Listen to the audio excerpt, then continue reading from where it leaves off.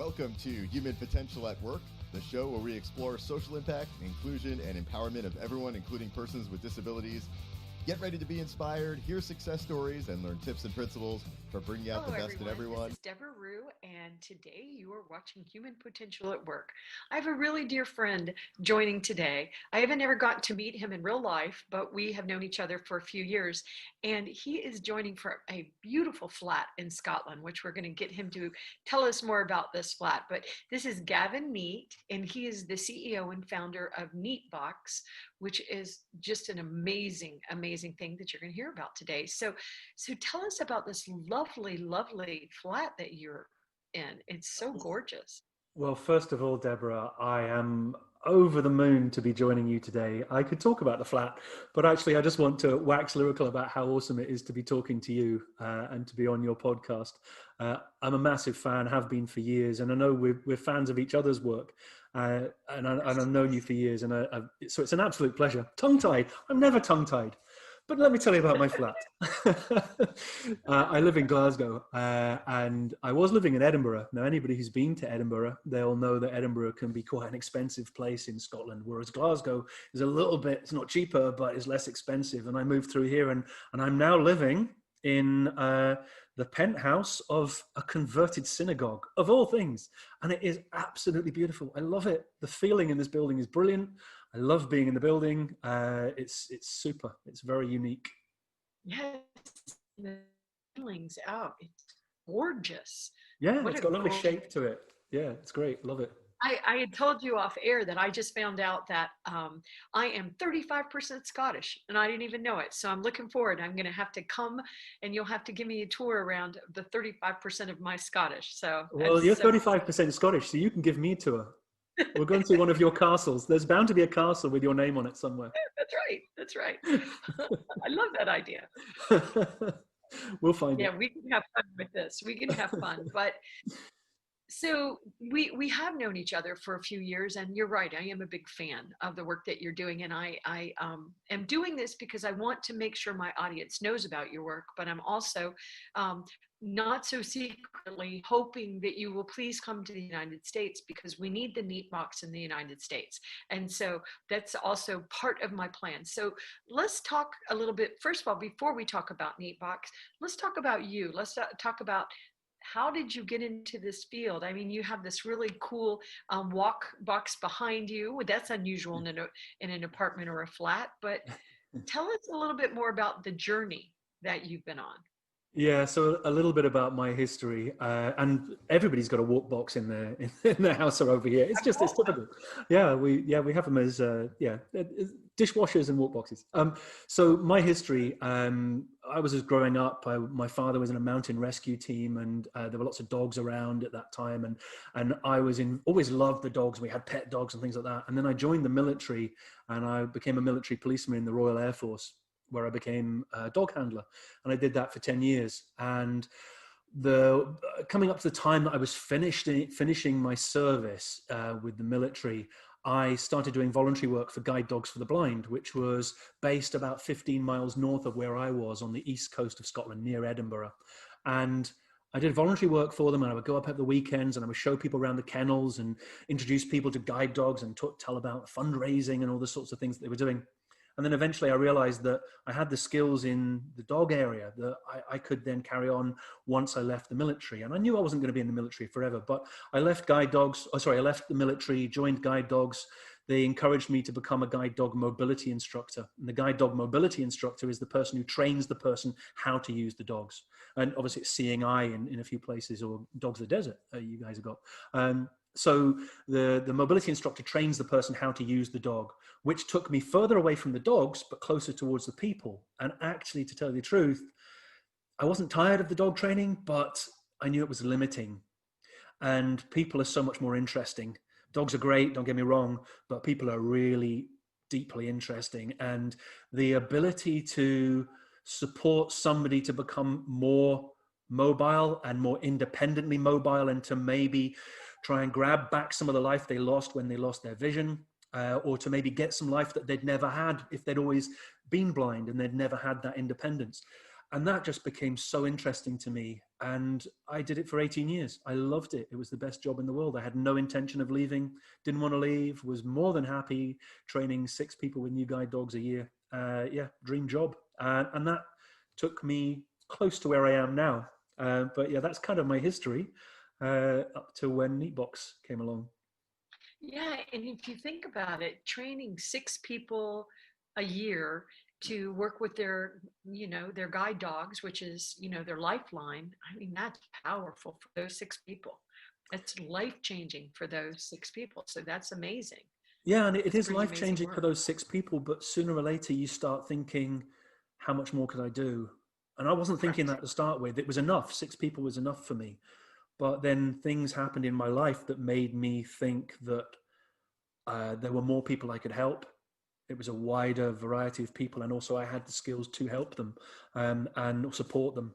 And that's ultimately what I wanted to do and ended up doing. Ended up not finished yet. Yeah, no, I agree that you're just starting. So, Yeah. so tell us about the Neat Box. So it was Neatebox as a name was really just a kind of working title. I was looking for a name for this company when I was working for Guide Dogs in 2011, purely to be able to get some support from Scottish government. And I had no intention of having a company, but I needed some advice. They said, well, you can get advice from Scottish government, or Business Gateway, as it's called here in Scotland. But you need to have a company. So therefore you need to go to Companies House, you need to register a company. And I was like, well, I was actually looking at how I could improve pedestrian crossings. Strangely enough, there's no secret there. And I just thought, well, pedestrian crossing box, neat, Gavin Neate, my name. I just thought, Neatebox, that seems right. We'll go for that. And it was the product, and it was also the name of the company, because I had no idea that the company was going to get bigger.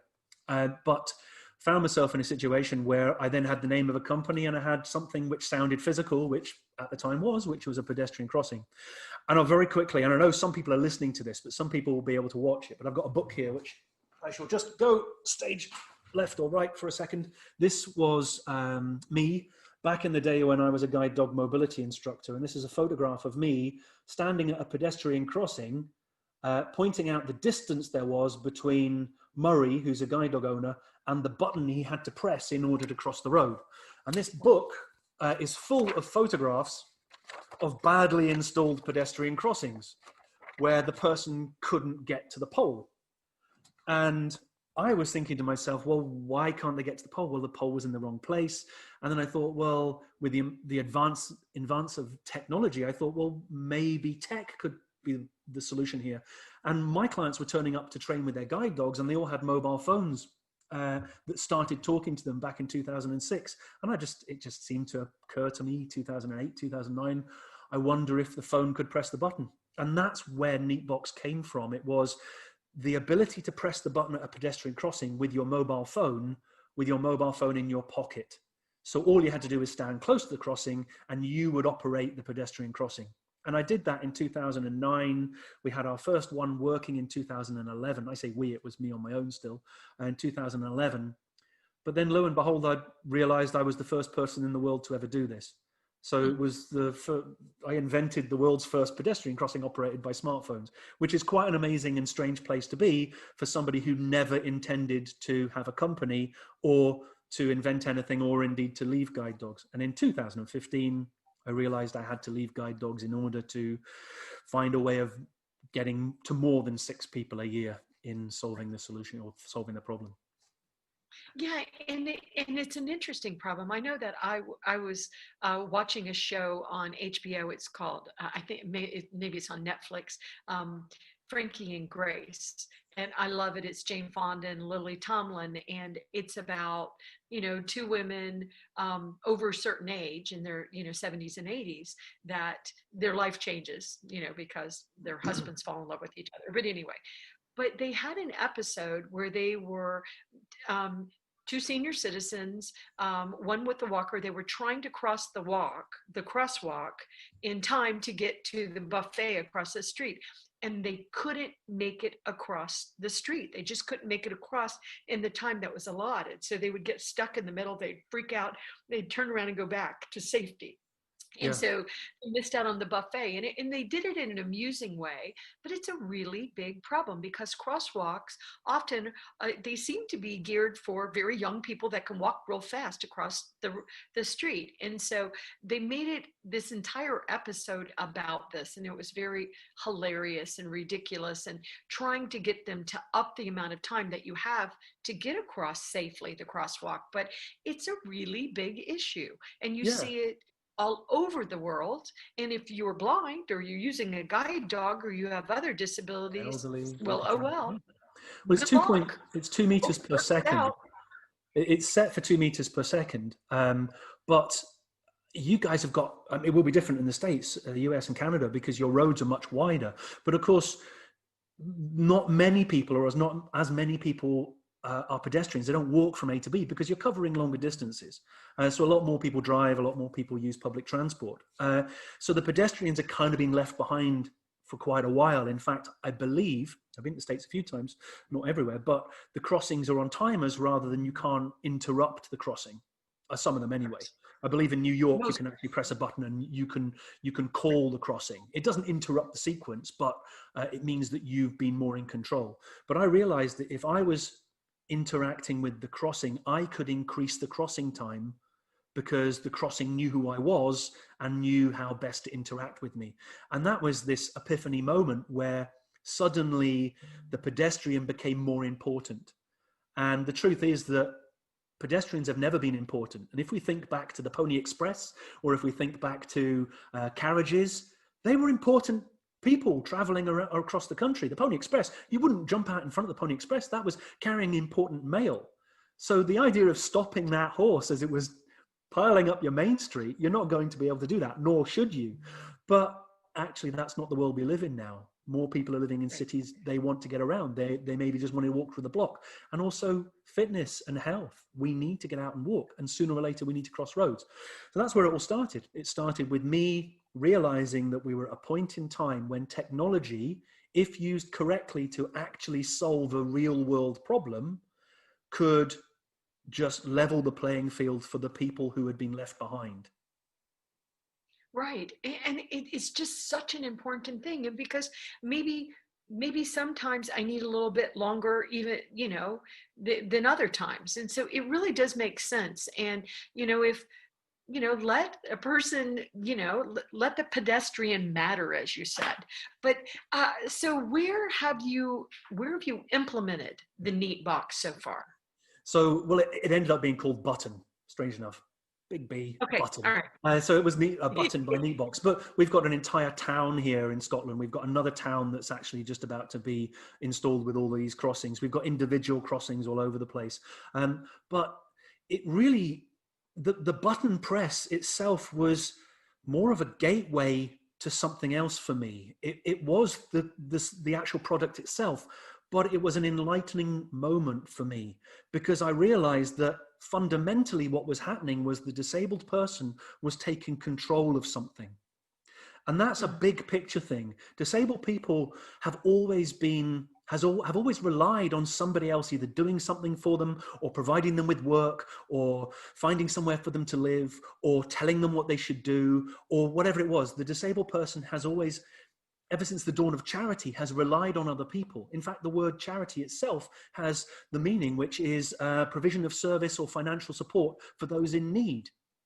Right. And the idea is, as long as you're needy, you're going to get help. Well, the truth is, if we remove the need, then you're actually leveling the playing field. Remove the need for somebody to try and find that button when it's been incorrectly placed, and you're actually leveling the playing field for the person who's crossing the road. You're making it the same experience as somebody who doesn't have maybe a mobility or a visual impairment or whatever. And that's the secret for me. It was so much bigger than a product. It was, how can I use my knowledge of disability and my real thirst to improve and level the playing field and provide, to remove inequalities and create equity, to actually find solutions that would do exactly all of that. So yeah, we've got it installed in a number of places, but it's turned into so much more. And my company's turned into so much more because of that tiny pinprick of light that I saw when I just said, wouldn't it be good if? Right, And that's right. I agree. big picture stuff. And sometimes in Elizabeth Gilbert, I love her work. She's an author.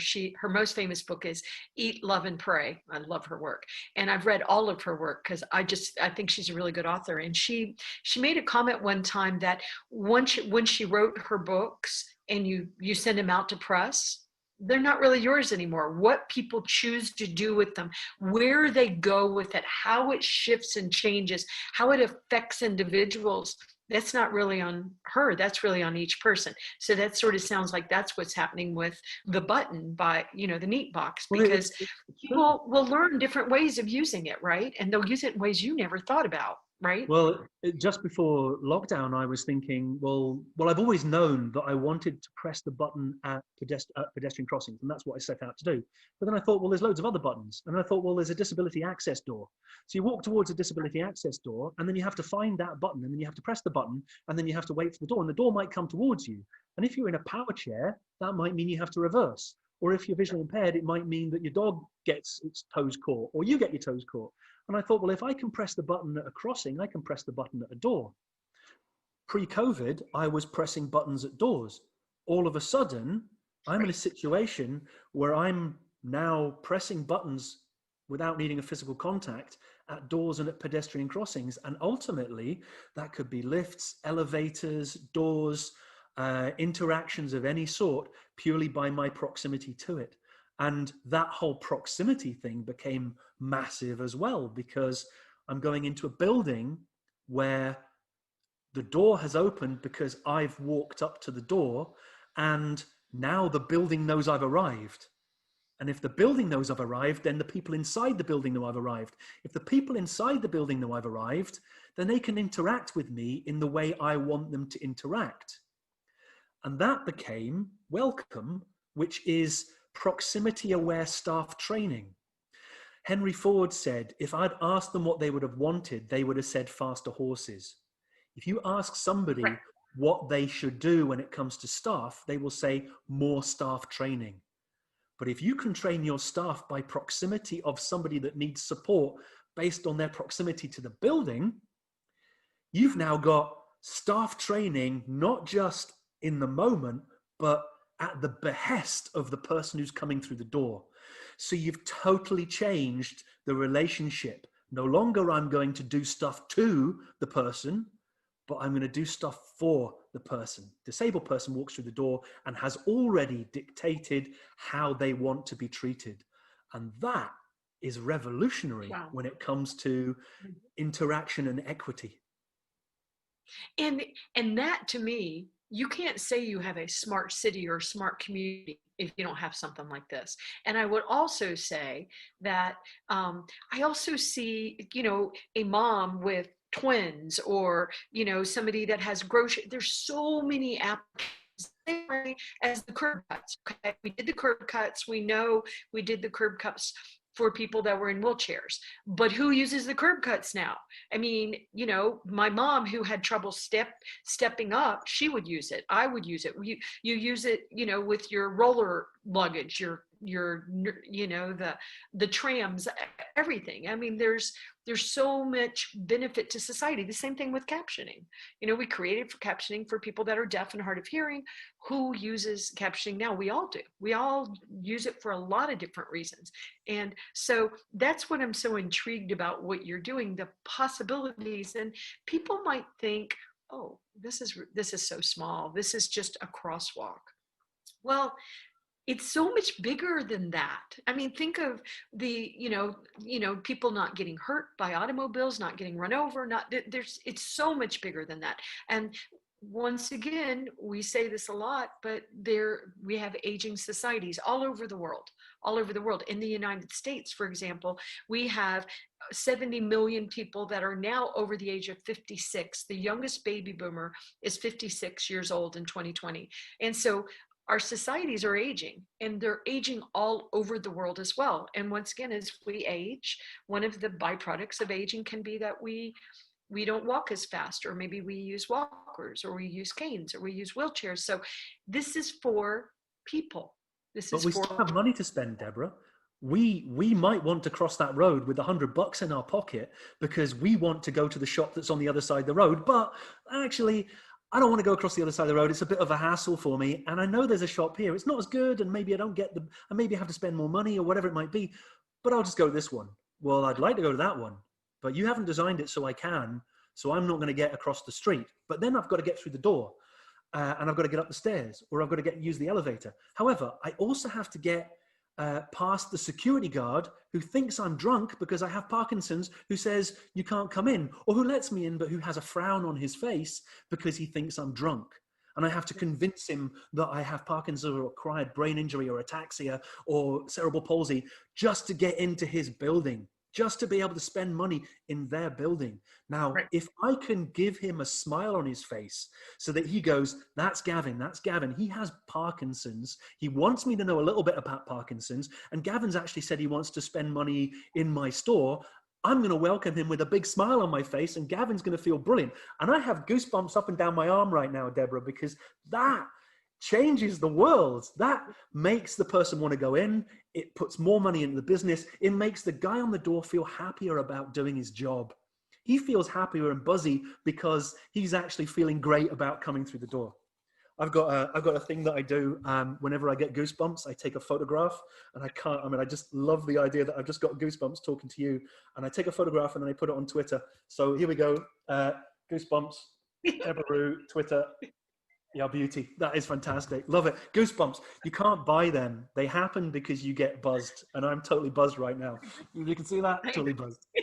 You're so funny.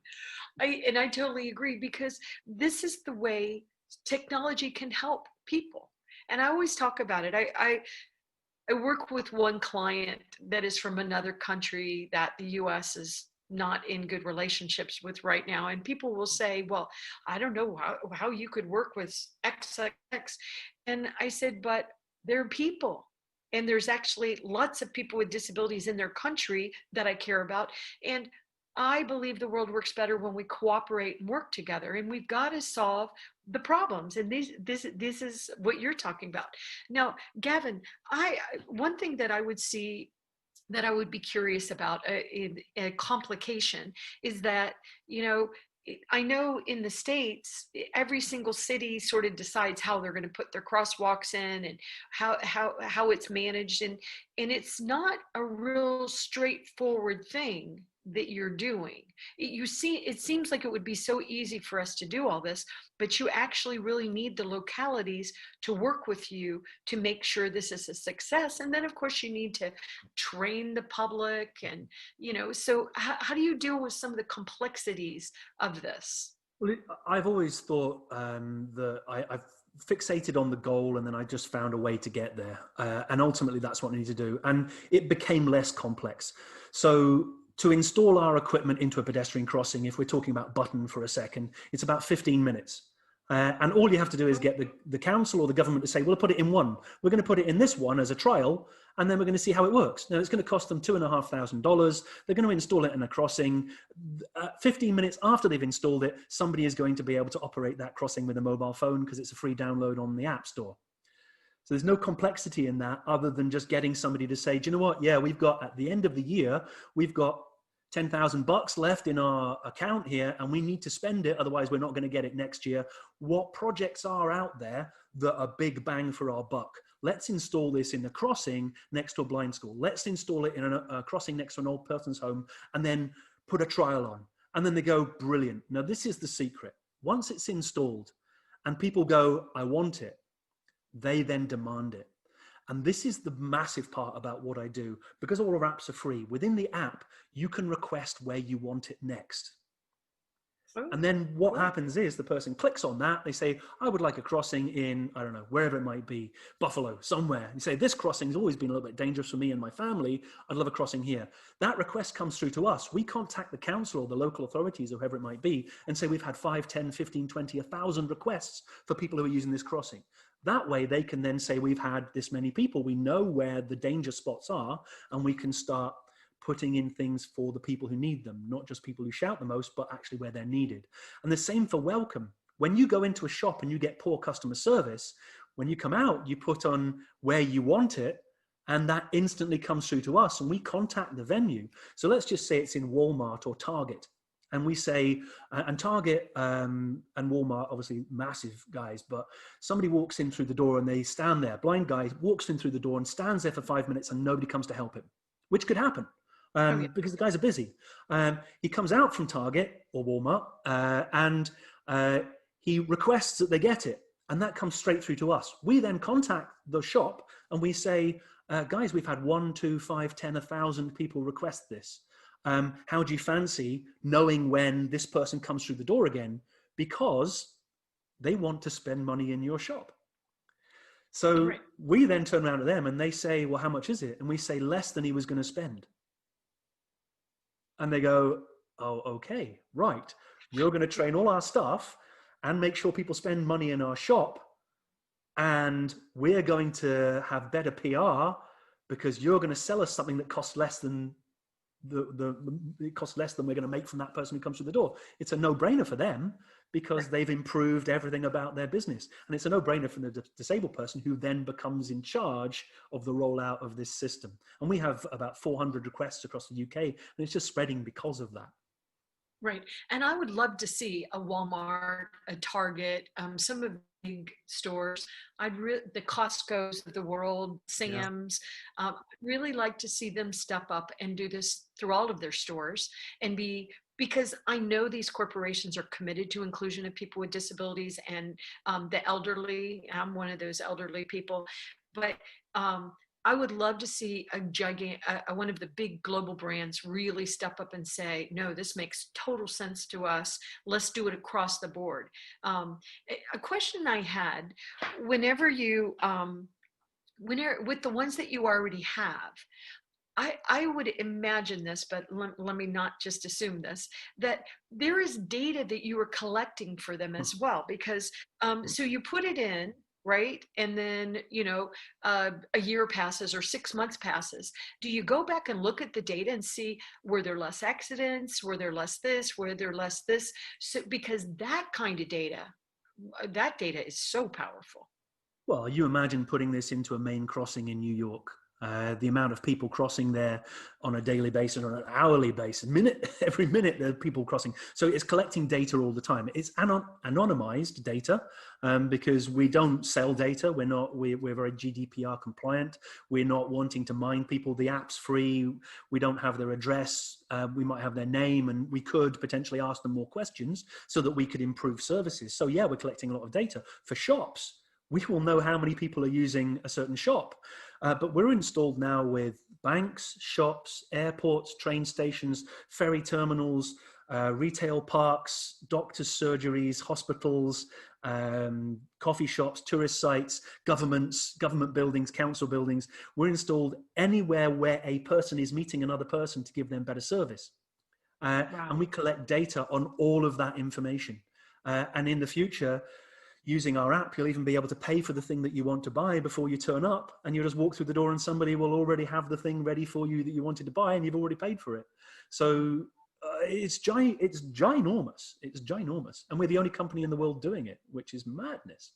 I know. And so how are you doing this as one company? Do you have investors? Are you growing your company? I mean, if I say that I'm a corporation listening to the program right now and I think, wow, this would be really good for my corporation, especially at a time when more and more society is becoming very distrustful of corporations. Mm-hmm. And corporations can't go about the way they used to telling us or showing us they were good corporations. They could go to conferences and do things. The world has changed, and we know the world has changed dramatically. But it seems like this would be such a powerful way for a corporation to tell society they care about us, improve customer service, improve their bottom line by giving them more customers. And it could, like you said, morph into all these other business opportunities that would help consumers and help human beings. Well, after 2008 and the massive crash we had, where everybody realized they'd been a bit selfish over the last few years, the previous few years, what happened in banking, say for instance, was that they started going, we need to be more customer centric. We need to care about our customers more. Vulnerable customers became more important to people, not just because they were losing money, not just because they wanted to provide better service, but they realized if they didn't provide better service, they were losing money because the person would default on debt or something like this because they had issues that they needed to be addressed. And you needed better customer service in order to do that. But if we look at the big guys, and you referenced big guys earlier, look at Microsofts of the world and Googles of the world and Apples of the world, they have real strength in depth. And it's not able-bodied people, and I'm using inverted commas there. There are people in these organizations who live and breathe the world of diversity and inclusion and accessibility. And their companies now have that in their core. It's in their DNA now. It's spreading to smaller organizations. And I believe trust will take time, but I've seen it myself. I'm a small company talking to these big guys, and I'm talking to people who care within them. And that is going to continue. I'm sure it will continue because these people will not let it die. People like Jenny LeFleury or Christopher Patno, I think his name is, from Google. These guys are amazing, and they care deeply about what they're doing. So I think it's changing. I think that when companies look at what we're doing, just like they look at anybody who's doing something new that's never been done before, they start thinking about how they can incorporate that. And we're in Royal Bank of Scotland and National Westminster Bank here in the UK. RBS are obviously very big. But other people look at us because we're in there. People look at us because we're with the Scottish government, and they say, here's a small company that could do so much more. Now, we are small. But every company, Ben and Jerry started out as small. It's two guys. And then you get bought by other people, or other people come along and invest in you. And of course, for us to get to America, we couldn't do it on our own. For us to go to Canada, we couldn't do. We have to find partners. We're not subject matter experts for the countries we go to. We have to find partners. But that is the nature of the beast when you're a small company. You have to grow, and you have to work with the people who can help you grow. Right, right. And the communities that benefit from it too need to get behind it and support it. And I know you've done. I know we both know Kim Kemp, who I love her, Kemp, yeah, and she's amazing. And she, I know she's a big fan and a big supporter of what you're doing. And so you get people falling in love with the product, which is, by the way, the goal. If you can get people to fall in love with your product, this is a good thing. That means it's helpful. Because we fall in love with your products or your brands when you treat us right and you give it, you help us get whatever we needed from you. And it's a benefit to them too. So I just love that aspect of what you're doing too. So Kim came up to me. I did a presentation at a conference for the charity that she was involved in. And she came up to me afterwards and she said, where have you been all my life? Because I was doing something that she went, I've always wanted that. It's never existed, and here it is. And Kim posted, she would go into the Royal Bank of Scotland and then come out and post a video about her experience. There was a post yesterday, which I'm sure will be a link somewhere, which was John Attenborough, who I'm sure you know as well. And John went into a Royal Bank of Scotland, came out, and then did a video instantly. Now, when people, and as Simon Sinek said this, he said, when people are promoting you without you asking them to promote you, then you know you're onto something. And my company belongs to the people who use it. Yes, I own the company, but they're the people who tell me what they want and where they want it. And I want to spread it I want to be controlled by them. I want disabled people to take ownership of this solution and say where they want it, when they want it, and how much of it they want, and then how I can improve it. We're adding a messaging system so that customer service teams can speak to the person directly after they've said that they're coming, so that they can even upsell before the person walks through the door. So Kim Kemp, Jonathan Attenborough, I know hundreds of people now in this sector who I love to pieces, but who also love what I'm doing. And I just apologize every day that I'm taking so long. No, you're taking exactly the right amount of time because things are unfolding. Sometimes when sometimes when you think it's taken forever, it's because you're waiting for something to unfold, and it just has to happen in the sequence. So one thing that I love about Kim is that her handle is Kim Possible, like the cartoon. And that woman, she definitely has, she's going to change the world. She's going to change the world. So, and John, I love John Attenborough. These are positive people, Deborah. I think we live in a world where social media is all negative. Yes. So we need to try and redress that balance. And when somebody goes out there and goes, here's something positive, and they post it, we are beholden to share that.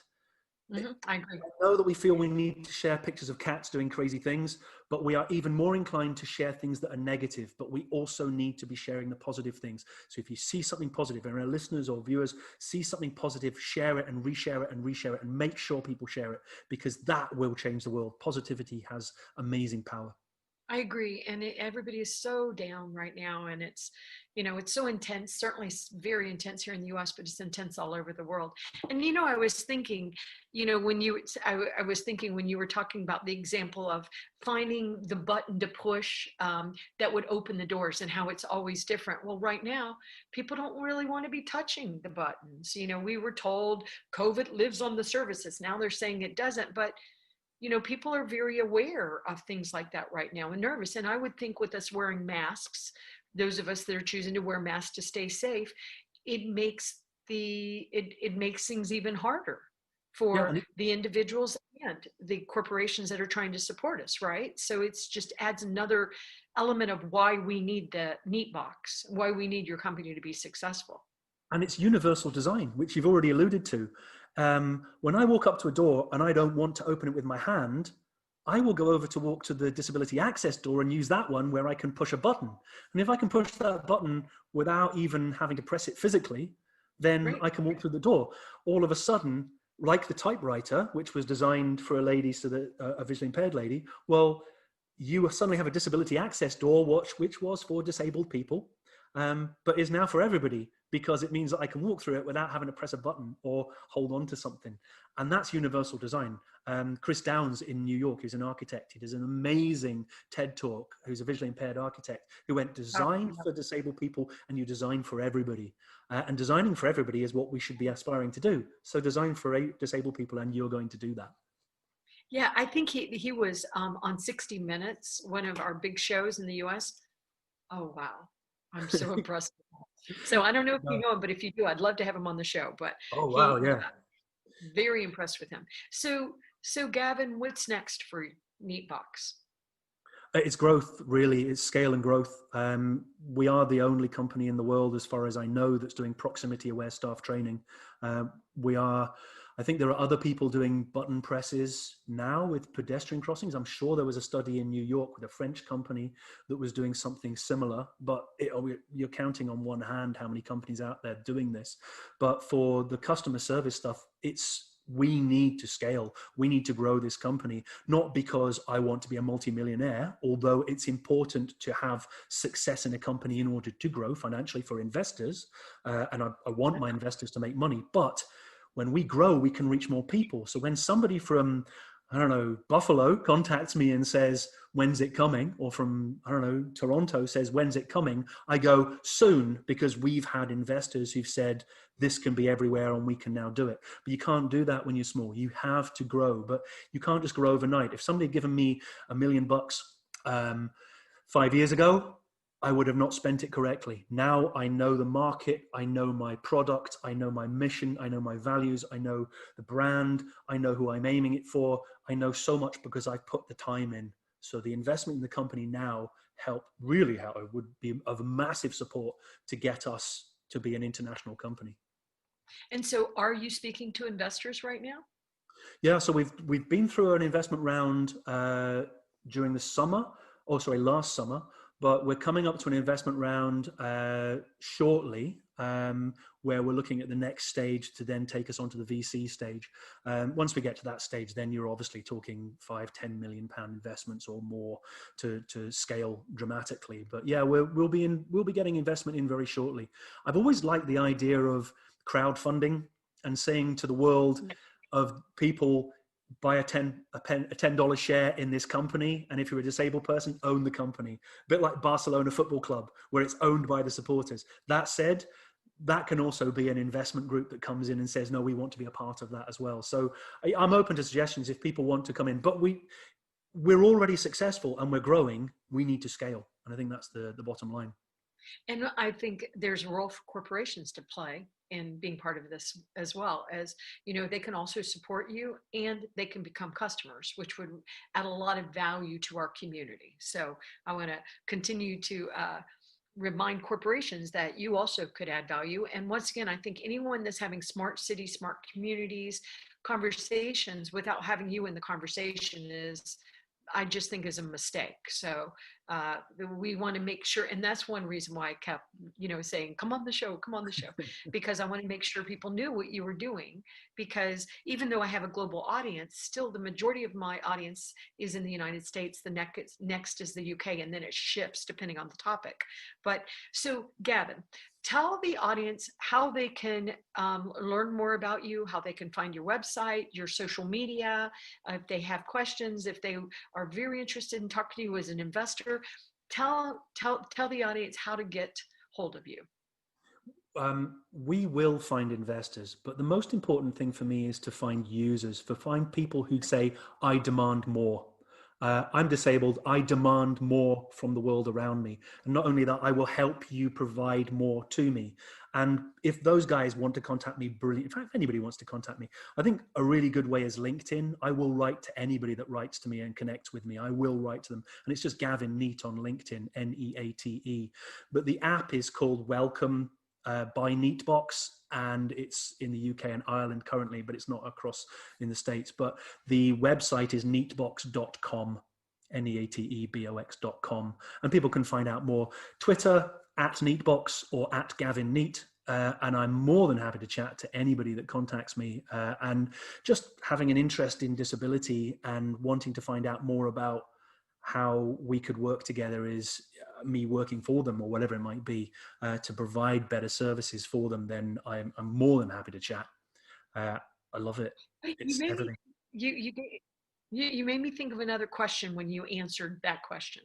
And I know we're almost out of time, but so that's a really good point that you make. So are you working with DPOs, disability persons organizations, to help get the word out? Because I know we have some amazing organizations all over the world. I would think the American Foundation of the Blind, the National Federation of the Blind, the American Council of the Blind, I would think these groups would 100% want to get behind you and support. And I'll very briefly, because of the time. So the person books a visit on Welcome app. They walk towards the building. When they get within a certain distance of the building, they hit a geofence. When they hit that geofence, a message goes directly to the business to say this person's coming through the door. The message that pops up on the screen is a photograph, an overview of a condition the person would like them to know about, top tips on how to interact. The overview and the top tips have been provided by the charity or the organization that represents that grouping. It's generalized information, the same information they would provide if they were doing staff training. At that moment, at the moment the staff member clicks on that information, they have a direct link to the charity that provided us with the overview and the top tips. So in that Target example, when the person says they're going to Target tomorrow at 2:00, the venue clicks on an overview and top tips and a direct link to the charity that gave us the information about that disability. So, and we do that for free. We promote the charities totally for free. And they just tell everybody about our stuff. So we get into all those businesses and the business goes, do you know what? I'd never heard of Ataxia. Do you know what, guys? Do you fancy that being our charity for next month? Yeah, let's support Ataxia. I'd never heard of that, but there are more people with Ataxia than there are with guide dogs. So let's support those guys for a month. So they learn about charities they would never have heard about purely because somebody walks through the door. And during the COVID-19 crisis, our charities are getting hurt so bad. And so this is even more important to them. So, wow. Well, I believe in this product. I believe in what Gavin's doing. And I've been one of the ones that have been sort of nagging him going, but what about the States? Will you come over to the States? He's like, sure, I'm happy to come to the States. Y'all help me come to the States. So I wanted to make sure that everyone knew what Gavin was doing, and we'll make sure that we provide all the different links and anything that he wants to share with us. And then I hope Gavin will come back on in the future and tell us that he's now in the US and he's all through Europe and he's all through the UK and into Asia's. So this is good because this is good for people. So Gavin, thank you so much for everything you're doing. It's an absolute pleasure. Debra, the important thing for me is not about product, it's about changing the planet positively. And that's what it's all about. The product, I want to go back to being a guide dog mobility instructor one day. Forget the business, go back to being a guide dog mobility instructor. But this is about changing things positively. Thank you so much for having me on, because I'm a massive fan, as you know, of everything you do. Oh, thank you. We're making a difference together. So, and thank you to the audience, because you're making a difference too. And everybody, be safe. I know it's rocky right now. We got this. Just let's be kind to each other. Let's be kind. We got this. Yes, yes, yes. So true. So thank you so much, Gavin, and thank you to the audience. And we'll see you on the next show. Cheers, guys.